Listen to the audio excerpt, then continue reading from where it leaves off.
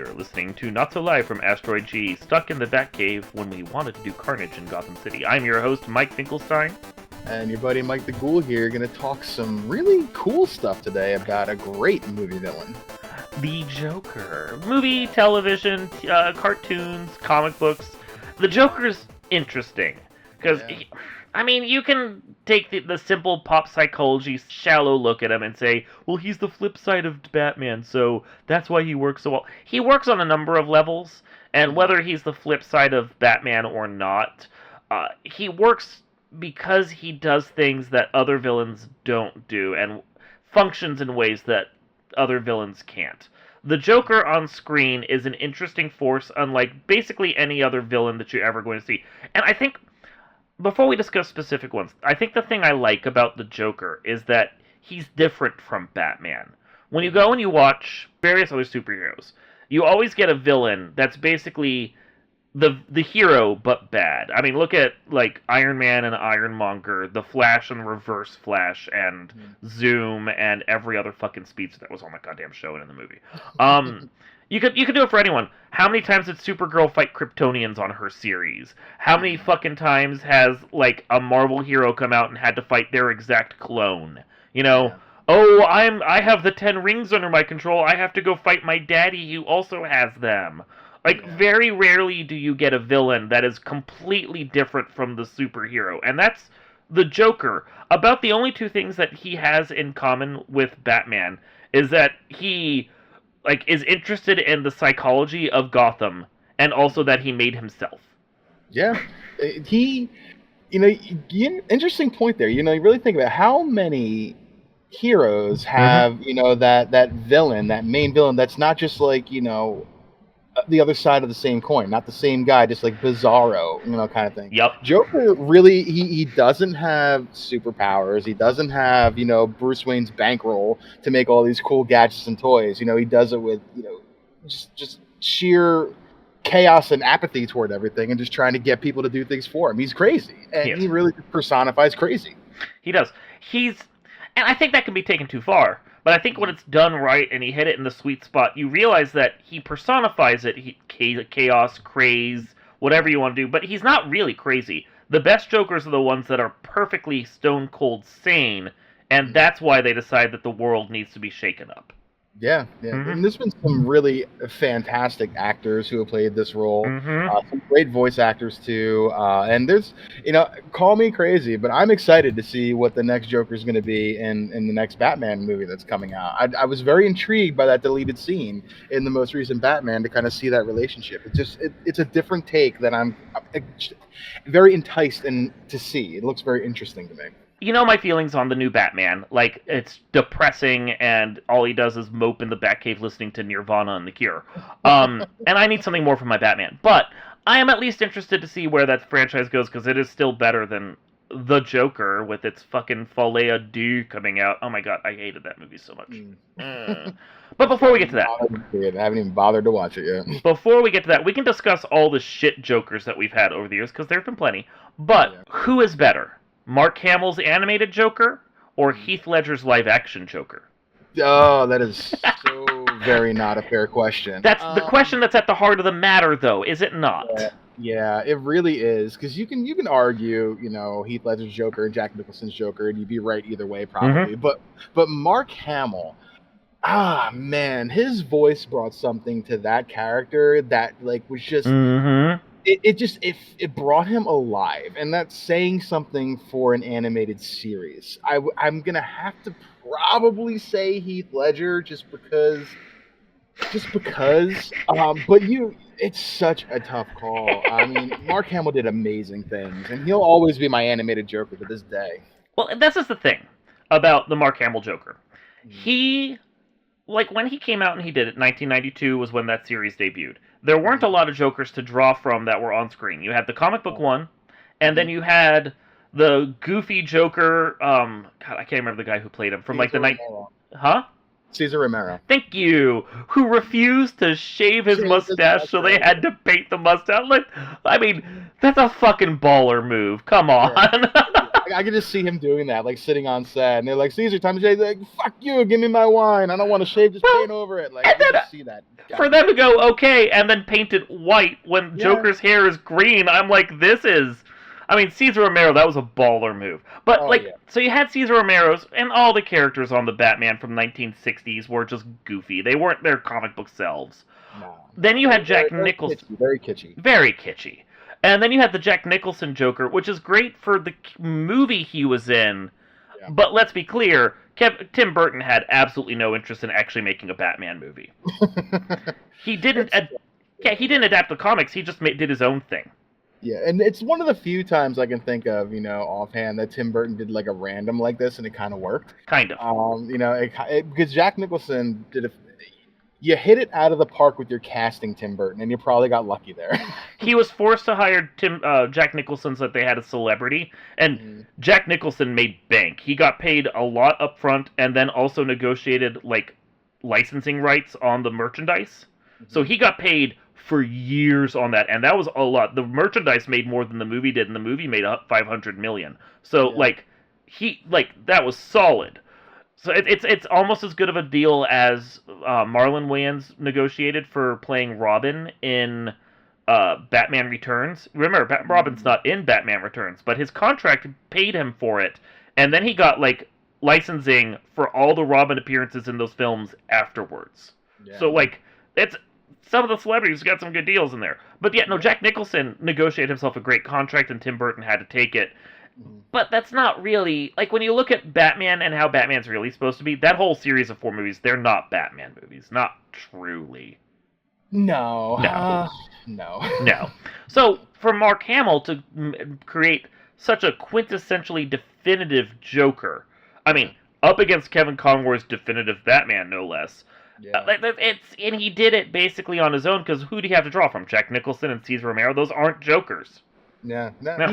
He created kind of what the TV branded Joker to look like today. That goofy but in control psychopath that just he has a plan, but always just manages to get foiled by his own undoing half the time. He defined the voice acting for Joker in the same way that Kevin Conroy defined it for Batman. When you hear someone doing a Batman voice, they're all trying to mimic Kevin Conroy. When you hear someone doing a Joker voice, which character people are still playing it and Mark Hamill doesn't want to, they all seem to go to the same well, I'm going to mirror my thing after Mark Hamill's version, and they never do as good a job, but you see the influence. Yeah, and not a bad decision to try to recreate that, but I mean, you can't. No, you can't.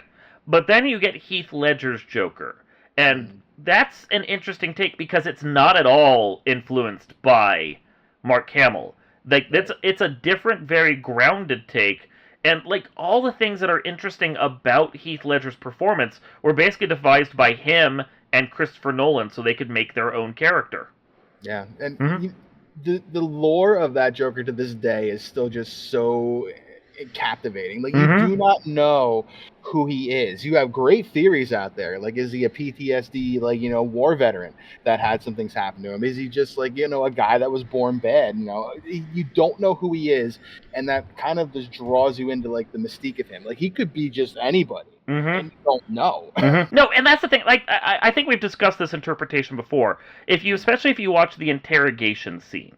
Yeah. It does seem like Joker knows what he's doing at that military interrogation level. He basically counter-interrogates Batman the whole time. Yeah. And you only know how to do that if you're trained to do it. So he's got Justice Department or military training in counter-interrogation. And CIA type shit. Yeah, he guides the whole interview. And it's interesting. And then you notice the number of times he does that, his fluctuating backstory. Not only does it make him seem weird and unpredictable, it also means that he leaves no clue about where to start looking for him and who his past, who he might have been in his past, Great line from that movie that Jim Gordon says is what is the idea? He's nothing, no prints, no nothing, just nothing in his pockets but Linton blades. You do not know who this guy is. You just don't know. You don't know. Yeah, no, none of his clothing has tags. Everything's custom done but cheap. He doesn't care about money. He doesn't care about anything. Like, all the carnage he can do can be done with, like, a couple of thugs and, like, crowbars and gasoline. Like, yeah. Some great lines in that movie. You know, he's talking to Harvey Dent. He's like, look what I did to this town with a couple of cans of gas and a few bullets. Yep. Like, that was all it took to drive the Gotham City crazy. Yep. You know, doing more with less. That's Joker. Yeah. And that's the thing. Like, I think he's just feeding on that movie, on the chaos that Batman is kind of low-key starting on his own, and he just shows that Batman's whole motivation seems a little off. And that's something that most Batman stories don't really point out. The idea that they'll say, oh, you created the villains you're fighting. Sure, yes, but, like, he also basically created the atmosphere that he's fighting in. Yeah. Someone with his level of money and resources could have gone on and used that to fight the gangsters and powered the criminal justice system and done whatever he wanted. He could have started his own law firm and fought them that direction with, like, high-paid security defending him at all times. Instead, he decided the best thing to do was train in Tibet and then put on a bat suit. Like, vigilante justice.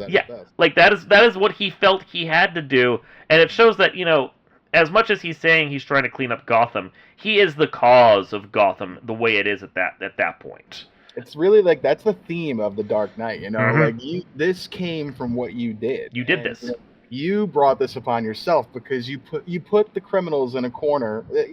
Alfred says it. Yeah. You put them in a corner and they turned to somebody they didn't understand. That is what you created, and you had the best intents, Bruce. You did. Yeah. And that's the thing, like, I don't think the comics, like, tap into that as much. They'll do their own thing about it, but they are very comic books. The movies distilled that idea from the comics and made it its own life, and it's really interesting. Yeah, for sure. So, I mean, that's why I think the Heath Ledger Joker is the best. It is sad that he died. I would have loved to have seen his character come back in The Dark Knight Rises. I'm interested to know what could have happened with him. They'll never say, but I'm interested to know. But definitely, like, he's definitive for his own thing, to the point that no one can mimic him. He's a standalone Joker in his own kind of stratosphere. Like, you can argue the best Joker in film, and you can go back and forth and whatnot, but he really does kind of just have his own level. And to your point, it's sad that he's not with us now to kind of continue that, but maybe there's a twisted place where he wouldn't have been as legendary if he survived. And you just don't know. His role and his, what he brought to that character really took off after he passed away because of the effort and everything he put into that. And it's sad, but I think that his death also kind of led to a lot of, like, the legend that he is.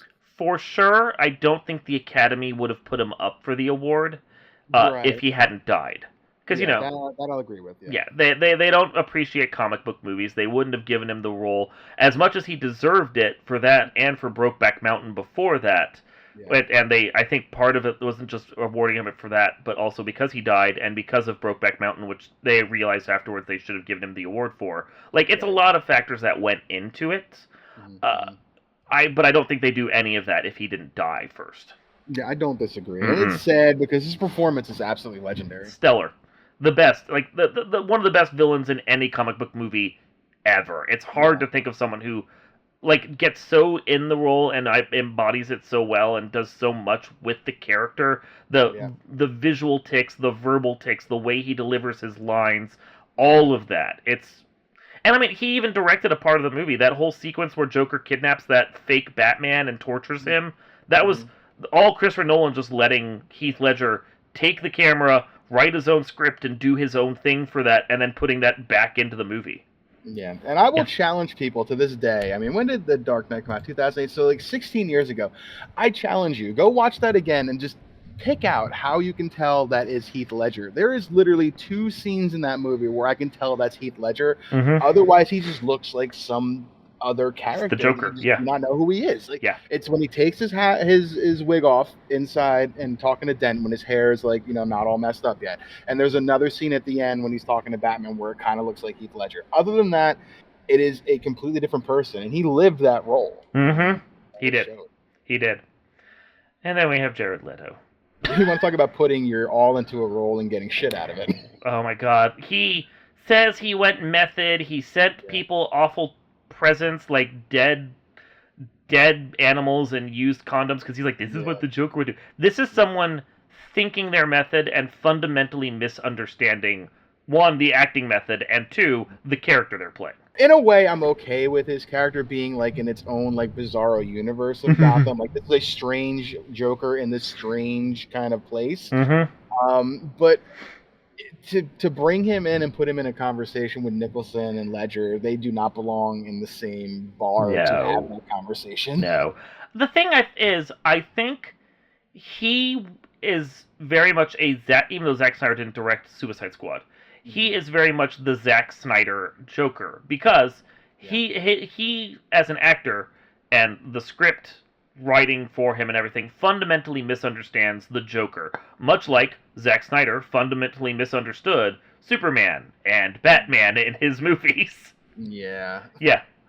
Take the beacon of hope who grew up on Earth and feels that he is an Earthling in every way he can be, aside from the fact that he has superpowers, and instead make him into an alien demigod that doesn't care about humanity at all. And then take the guy who stalks the night to preserve life because he thinks guns are bad and all life is worth saving, and give him guns and have him kill people. Yeah. Zack Snyder didn't understand these characters, and then Suicide Squad basically just continues that. DC is still recovering from this shit to this day. Yeah, no. We talked about that before. The only way to save the DCEU was to reboot it into the DCU and have someone who actually understands the characters doing all these fucking movies. Oh my god. But yeah, Jared Leto's Joker is an abomination. Like, I would consider Joaquin Phoenix's Joker to be the worst, were it not for Jared Leto being like 8 or 9 fucking stories deeper, you know? Jared Leto, like, he was an interesting kind of character in the movie. He was like a psychopath that, like, but he wasn't the psychopath that Heath Ledger was. You know, he wasn't that in control kind of guy. He just was like, I'm damaged. I have it tattooed on my forehead. Like, okay. I think if they'd had a C-list character, like, running the gang, like, if they'd had Jared Leto come in and be like, hey, play Calendar Man, then I might have been better with it. There's plenty of, like, C-grade characters that they could have used as the leader of this, and, I mean, obviously it wouldn't have Harley Quinn. We'd have to have some other gang ball there instead. But, like, he plays just basically a generic crazy gangster who gets jealous and kills people. That's not the Joker. Like, for him to be anyone else probably would have been fine. I might have even accepted him as just like a dumb riff on the Riddler, like, better than that. Like, how you can't, at least the only one you have to base your performance on is fucking Jim Carrey. Like, ugh. But no, it's just that the Joker is a character we understand better, and who has a specific MO and a specific style, and Leto just did none of that. He didn't, and you know, I don't like to shit on people's, you know, professions too much. I'm not an actor. I don't make that kind of money. He makes a lot more money than me. But it's just a bad portrayal of a legendary character, and it hurts a little bit, because when I heard Leto was going to play this role, like, I knew how he got into acting and some of the things that he did for his roles, and I'm like, wow, this could be pretty cool. And, you know, the whole method thing leading up to it, I'm like, oh, this could be pretty neat. And then it comes out, and I'm like, yeah, okay. Yeah, he is not the reason that Suicide Squad is bad, because he's barely in it, but he is definitely the worst Joker, and he is one of the many reasons why Suicide Squad doesn't work on any level. Agreed. So, I don't know if you've still had a chance to watch the new Joker, or not new, but the one that came, like, Folie à Deux isn't out yet, so technically it's the newest one. Joaquin Phoenix's Joker, who we've discussed before. I hate this movie. I still can't make it through the first hour, man. Okay, see, so at least you've tried. I have. It's depressing. It's fucked up, and I still don't understand what the message is that they're trying to tell me besides let's glorify a sociopath. Which, like, okay, I get it. It's a Joker movie, but at the same time, like, when you do a villain story, you have to have something more than we're just glorifying him. Again, I haven't had a chance to watch all this, but it really, to your point, seems like it's taking the villain and turning him into the hero. And, you know, the people rally around him. That, I guess, part of that is Gotham City in a way. But at the same time, like, you don't have anything to counteract this guy, from what I understand. And it's the story of how he becomes who he is and the shit he goes through. And granted, I've seen him go through a little bit of shit in the first hour of the movie that I watched, but maybe it was a fantastic performance, but it was too boring for me to get to the point where the performance maybe meant anything. His performance is great as someone who can become a killer sociopath, a crazy killer sociopath. Not necessarily the Joker, but crazy killer sociopath. The thing is, to sell the idea that he's the villain that Gotham deserves, and to use Dark Knight terminology. But I think that's kind of what they were going for. Gotham deserves him, he deserves Gotham. To be able to sell that idea, and that somehow he's going to come along and cleanse Gotham and remake it in a different form. One, you kind of need Batman around, which they don't have. But, two, you also need to make Gotham a character. Like, there are ways that you can make a city into a character, to make it feel like a living organism that the characters are experiencing and that's feeding off of them and back and forth. They almost kind of did that in the first of the Dark Knight movies, Batman Begins, because the Gotham feels like a very weird, eclectic style of thing, you know? But the best Gothams are the Gothams that feel like a character in the movie. Yes, exactly. And Joker doesn't have that. For him to feed off of Gotham, Gotham has to be something we understand. We barely see any of the city. We just kind of see a couple shots that make it look like Chicago, and then we see some characters that are shitty. But we don't get a feel for the city as a whole. And since the city is supposed to rally up and come to him and make him into their hero, quote-unquote, we have to understand the city. We never get that. We just get some MRA dudes and a crappy sociopath. I don't know. It doesn't work for me. It just doesn't work for me. Joaquin Phoenix is fine in the role. He plays the shitty, crazy, sad sack perfectly. I kind of get why people can like him, but he's not Joker. Yeah, I'm gonna get through it. I'm gonna try. One day. We can have a conversation without you leading this with this movie. I'm gonna do it. One day. You'll get through it just in time for you to not be able to finish the second movie, and then we can just not discuss that one instead. Probably. You're probably not wrong there, but I'm going to try for you, my friend.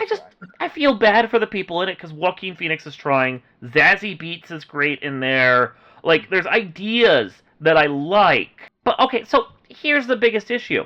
Put the name Joker on it? What if they gave him some other name? Would it be better? Maybe.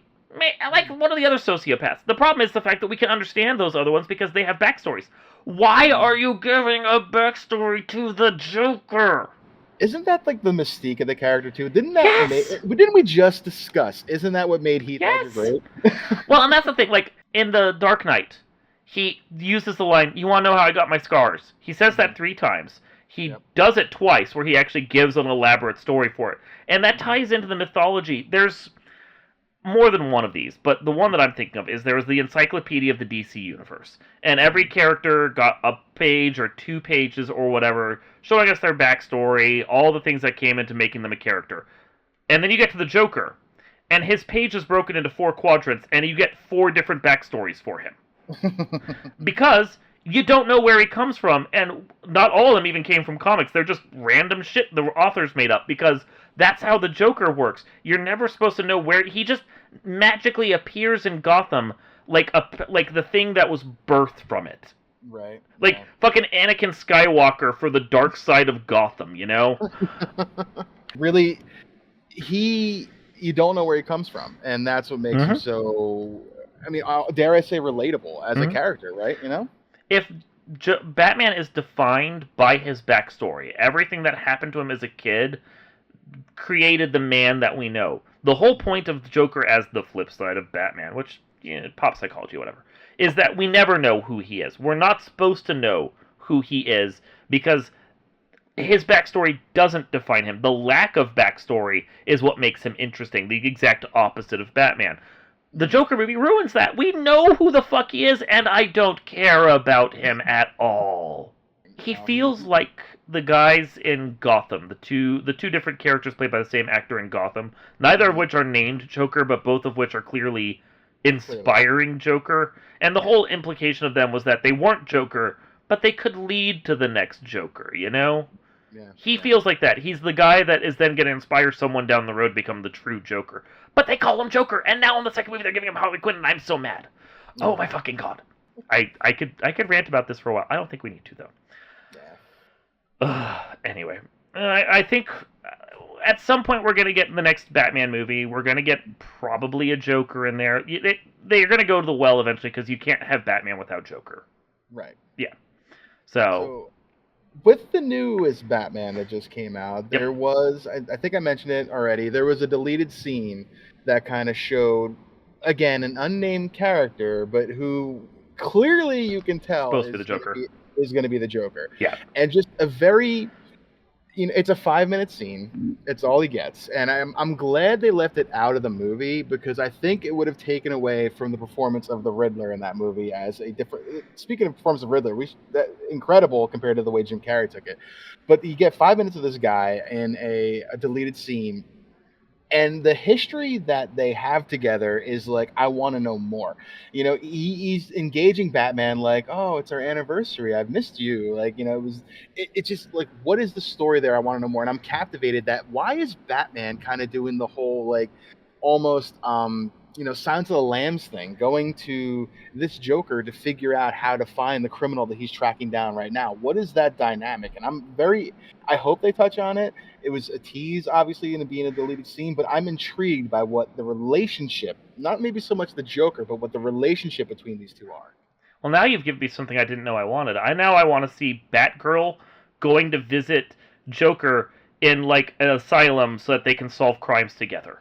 That would be cool, right? I'd watch that. Her Clarice Starling to his Hannibal Lecter. I would watch that. I think that'd be an interesting twist. I feel like it's an interesting dynamic that they kind of laid the seed for. Like, is the next movie, is this going to be what it is? Is he going to be going to him to gain information? But at the same time, you could tell Joker's kind of getting into him as well because Joker knows how to push Batman's buttons. Yep. He does. That's why he works so well as the villain. Yep. He knows how to get under his skin like nobody else does. Mm-hmm. The dynamic that these two shared between Robert Pattinson and Barry Keoghan, I think his name is, 5 minutes made me want to watch a whole movie of it. I'm very Well, maybe we'll get it. The thing about deleted scenes, you can't guarantee that it's ever going to be considered continuity, but it's also a thing of sometimes these scenes get filmed, and then they're included in the next movie in some way.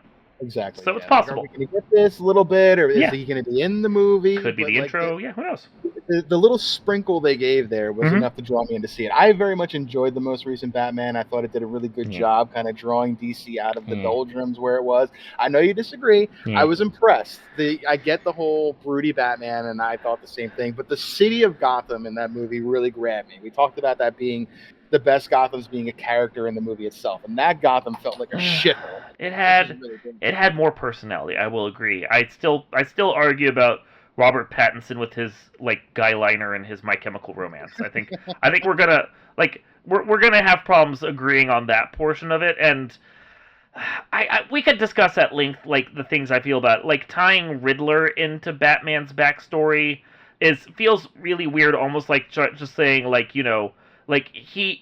it's like saying Joe Cool became Joker, but also killed Batman's parents. Like, sometimes it's more interesting if your hero is not related to your villain. That gets back to what we were starting at the start. Like, by making the Riddler a connection to Batman, it almost makes him like the anti-Batman in that same way of Iron Man and Ironmonger.